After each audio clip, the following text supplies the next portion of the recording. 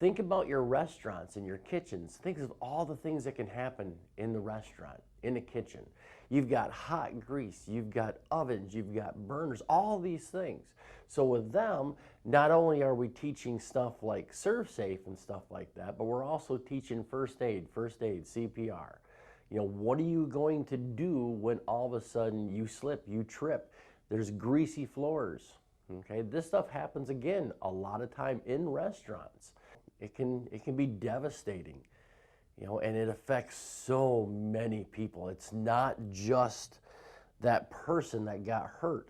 It's their family. It's all of their family. It's their neighbors, it's their friends, it's their coworkers. There is such a devastating effect that it has on people when somebody is injured. And that's what we try to do. We try to emphasize how important safety really is.